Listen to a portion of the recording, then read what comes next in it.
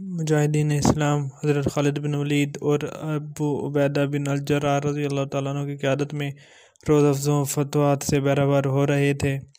سامراجی طاقتوں کی کمر ٹوٹ چکی تھی۔ انہی فتوحات کے سلسلے میں رومیوں کا ایک گروہ کچھ مسلمان عورتوں کو اسیر بنا کر لے گیا۔ ان گرفتار ہونے والی مستورات میں زرار بن عذور کی بہن خلا بنت عذور بھی تھیں۔ جب آپ کے بھائی کو معلوم ہوا کہ رومی مسلمان عورتوں کو اسیر کر کے لے گئے ہیں، تو آپ حضرت خالد بن ولید رضی اللہ تعالیٰ عنہ کی خدمت میں حاضر ہوئے۔ حضرت خالد رضی اللہ تعالیٰ عنہ نے فرمایا، گھبرانے کی بات نہیں، شکار کو ہاتھ سے نہ جانے دو۔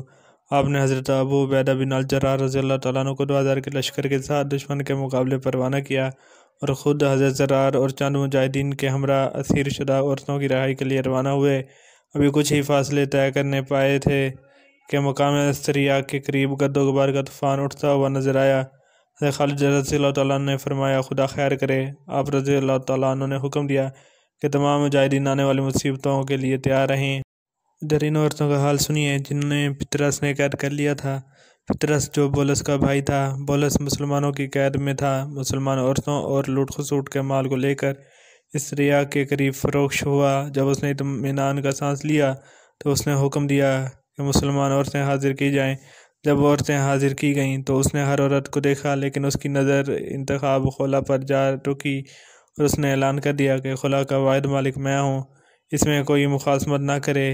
اسی طرح ہر شخص نے ایک ایک عورت کو اپنے لیے انتخاب کر لیا۔ مسلمانوں کی غیور ماؤں، بہنوں، بیٹیوں کو یہ حرکت نہایت ناگوار ہوئی۔ غصے سے وہ کانپ رہی تھیں، لیکن مجبوری ان کی راہ میں حائل تھی۔ سب عورتوں کو خیمہ میں واپس کر دیا گیا۔ حضرت خولہ نے سب اسیر شدہ مسلمان عورتوں کو اکٹھا کیا اور ایک پرجوش تقریر کی کہ اے ناموس امیر و تبا اور اے ملکہ کی باقیادت صالحات، کیا تم چاہتی ہو کہ روم کے وحشی درندے تم کو اپنی ہوش کا نشانہ بنا لیں؟ اور کیا تمہیں پسند ہے کہ تم اپنی بقیہ عمریں اغیار کی خدمت گزاری میں صرف کر کے فاتحین عرب پر کلنک کا ٹیکہ لگا دو؟ کہاں گئی تمہاری وہ اہمیت و شجاعت جس کا چرچا محافل عرب کے لیے باعث سرخوئی اور سربلندی تھا؟ میرے نزدیک اہل روم کے ہاتھوں ہمیشہ ذلت اٹھانے سے یہ کہیں بہتر ہے کہ ہم سب خدا کی راہ میں اپنی حقیر جانوں کا نذرانہ پیش کر دیں اور اپنی قوم کو ہمیشہ کی بدنامی سے محفوظ کر لیں۔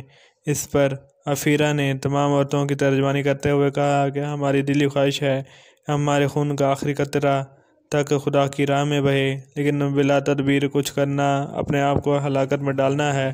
ہم نہتے ہیں۔ حضرت خلا نے کہا، بے شک ہم نہتے ہیں، لیکن اللہ کی مدد ہمارے شامل حال ہے۔ خیمہ کی چوبیں اکھیڑ کر یکبارگی حملہ کر دیا اور یہ کہتی جاتی تھی کہ دیکھو سب مل کر رہنا، کیونکہ جو بھیڑ گلے سے علیحدہ ہوتی ہے وہ لقمہ اجل بن جاتی ہے۔ حضرت خلا نے ایک رومی کے سر پر اس زور سے چوب ماری کہ وہ بے ہوش ہو کر گر پڑا اور کچھ دیر بعد واصل جہنم ہو گیا۔ جب رومیوں نے شکست و ریخت کا یہ عالم دیکھا تو بدحواس ہو گئے۔ پطرس نے حکم دیا کہ ان سب عورتوں کو گھیرا ڈال کر پکڑ لو اور دیکھو خلا کے ساتھ اچھا برتاؤ کرنا۔ مورخین نے لکھا ہے کہ جب بھی کوئی سوار آگے بڑھتا، یہ عورتیں بھوکی شیرنیوں کی طرح اس پر ٹوٹ پڑتیں اور اس کی تکہ بوٹی کر ڈالتیں۔ خلا فرماتی تھیں، اے رومیوں، آج تمہارے بھیجے ہماری چوبوں سے کچلے جائیں گے۔ آج تمہاری بیویاں رانڈ اور تمہارے بچے یتیم ہو جائیں گے۔ تمہاری عمریں آج کے دن مقطع ہو چکی ہیں۔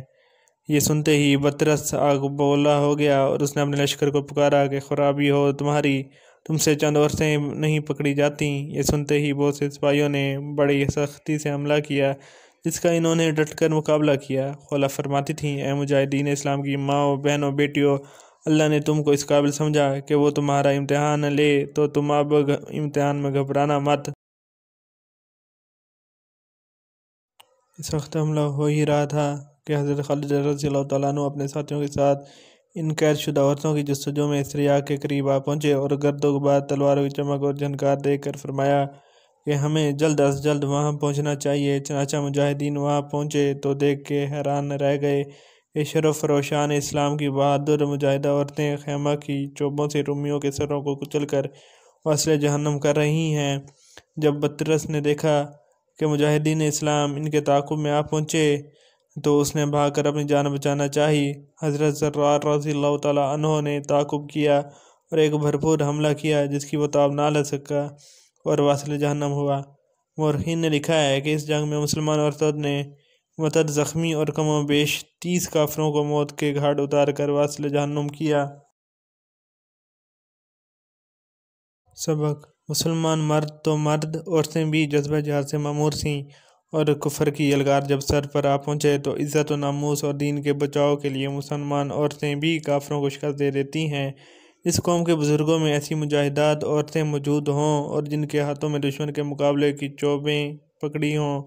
آج اگر اس قوم کی عورتیں فحاشی اور عریانی اور جدت پسندی کا مظاہرہ کرتے ہوئے اسلام کا نام لینے والی خواتین کو دقیانوس قرار دیں تو کس قدر افسوس کا مقام ہے۔ تھا قرآن پڑھنا، گانے گاتا ہے وہ آج، اور ہاکی کھیلتا ہے اب دھنی تلوار کا۔